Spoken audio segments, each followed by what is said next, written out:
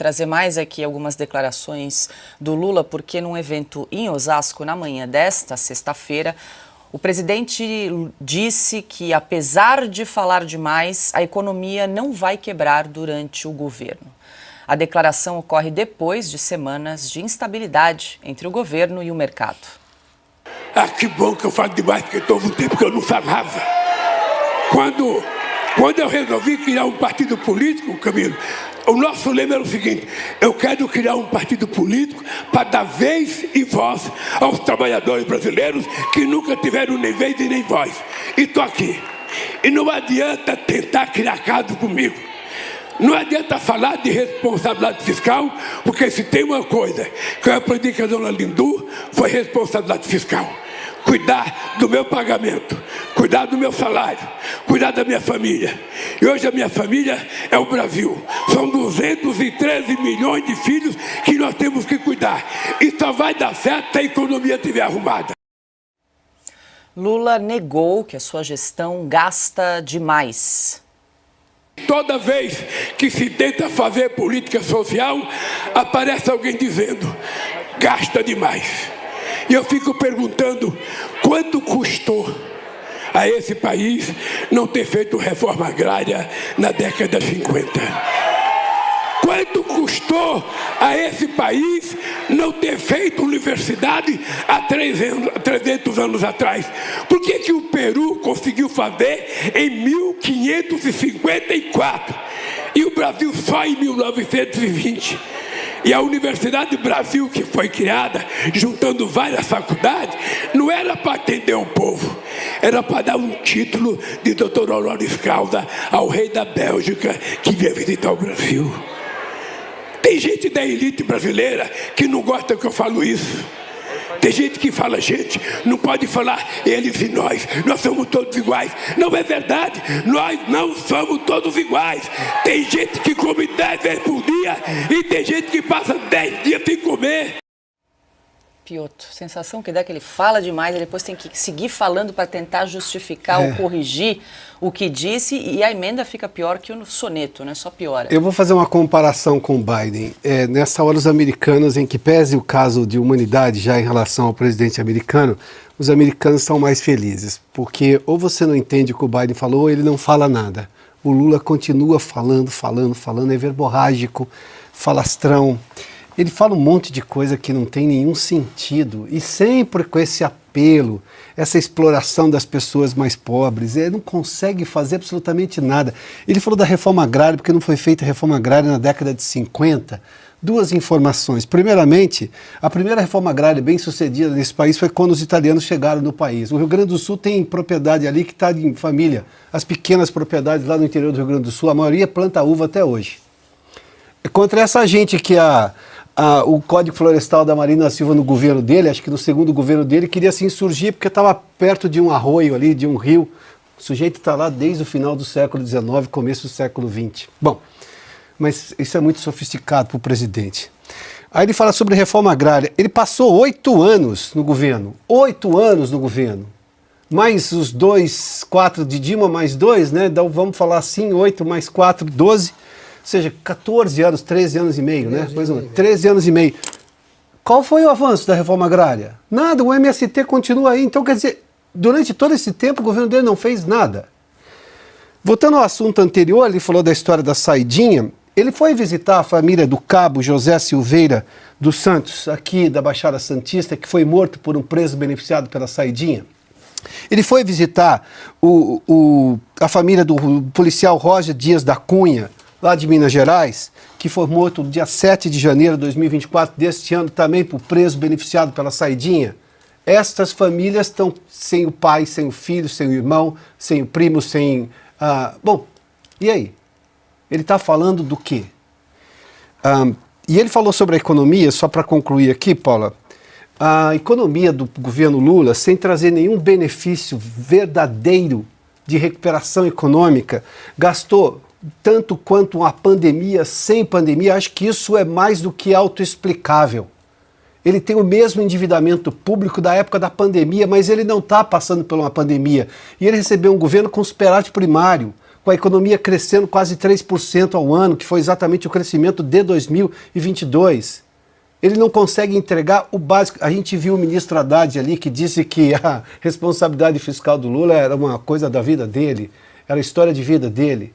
O Haddad ouve aquilo porque o Haddad ouve aquilo. Como o Haddad ouve, o Haddad fala pouco porque não tem autoridade sobre o presidente. E o Lula fala porque a única coisa que ele sabe fazer é ficar no palanque.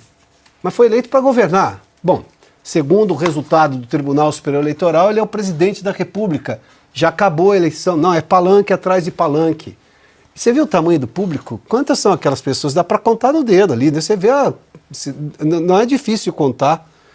Enfim, esse é o Lula, completamente distante da realidade. Eu escrevi no artigo dessa semana, o Lula vive fora do mundo em que vivemos e longe do Brasil em que estamos. É completamente fora, completamente fora. É uma realidade paralela. E ele é alimentado, sem contar as grosserias todas que ele disse aí, que obviamente as paquitas do jornalismo nesse momento não vão se ofender. Porque agora o Lula falou, então agora pode. Bom, antes de ouvir o Alexandre, deixa eu só trazer aqui mais uma declaração do presidente nesse evento em Osasco, porque ele acabou, na verdade, o Lula acabou sendo cobrado por uma aluna por inaugurar o campus da Universidade Federal de São Paulo pela metade. A gente tem um trecho aí da declaração dessa estudante. Depois de muita luta e 14 anos de espera, finalmente estamos presenciando a inauguração oficial de apenas metade de um novo campus da Unifesp em Quitaúna, o qual foi aguardado ansiosamente por toda a comunidade acadêmica.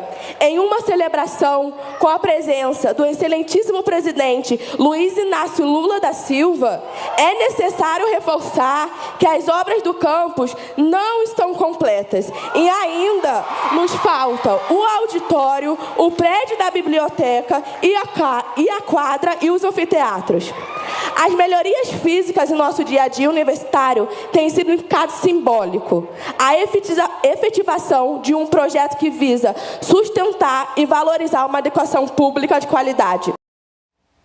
Olha, Alexandre, surpreendeu aí a fala dessa estudante que veio nesse evento e aí cobrou. Depois de 14 anos de espera, entregam aí o campus da universidade, segundo ela, nas palavras dela, aí, pela metade. As obras não estão completas e ela listou ali uma série de obras, né, de infraestrutura que ainda precisam ser finalizadas aí pela gestão. É fácil, faz 2 inaugurações, uma para cada metade.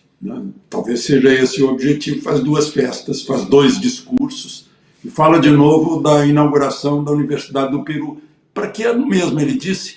Porque eu estive lá para ver o lugar onde a cavalaria do Chile entrou na universidade, né?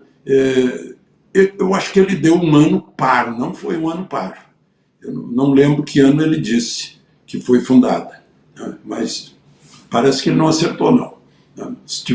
Se fosse fazer o teste para o serviço público que o Augusto sugeriu, ele já teria um erro histórico aí. Mas vamos por partes, né? Tocou para mim falar por último, nesse caso, tem tanta coisa para responder, né? Por exemplo, o óbvio da saidinha. Ninguém impede que a família vá visitar o preso no presídio, que é o lugar dele. Se ele foi num processo normal de pegar primeiro a primeira instância, depois a segunda e por último a terceira, né? Se o assunto não é constitucional, nem vai para o Supremo e ainda assim foi transitado em julgado, ele vai para a prisão e vai cumprir a pena na prisão e a família pode visitá-lo, sim, né? Então ele não perde o contato com a família. Isso em primeiro lugar. Em segundo lugar, a comparação, né? A comparação com Biden. Ele próprio, eu lembro do Canto de Ossanha, letra do Vinícius de Moraes, o homem que diz sou não é, porque quem é mesmo, né? Eu não sou, né?